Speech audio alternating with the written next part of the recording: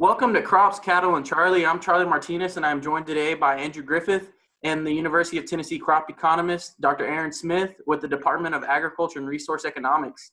And today, Dr. Smith is going to be discussing corn basis in Tennessee. Just kind of keeping it brief, what is basis, Dr. Smith?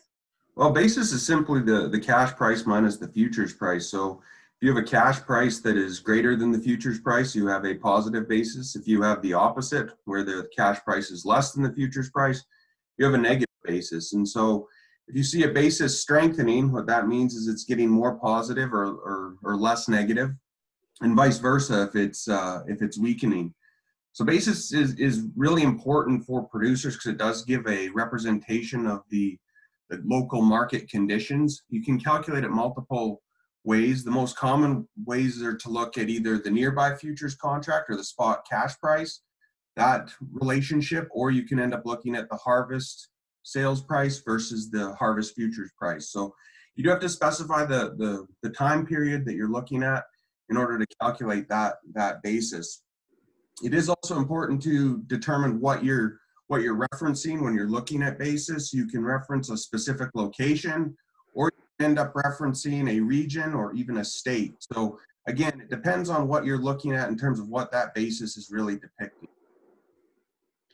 So how can Tennessee producers use basis in their marketing program? Well, like I said previously, I mean, it's really important to determine that individual location. So when you're a producer, you often have several different locations that you can end up selling your product, specifically corn. And so when we look at that basis, you can compare multiple locations and see which price offering is going to end up being the best. You have to factor in transaction and transportation costs that you're accounted for those. One of the great things in Tennessee, specifically for corn, is that our basis is usually reasonably strong and reasonably predictable. And a lot of that is due to the fact that we have a strong ethanol industry and a strong poultry industry. So again, one thing that's really important for producers is to be able to take advantage of those basis opportunities when they arise, because they're usually very short-lived. Well, awesome. Thank you, Dr. Smith, for educating us a little bit on basis and how Tennessee producers can use that. And thank you to the viewers for joining us on Crops, Cattle, and Charley. We hope you'll join us again on the next one. Thank you.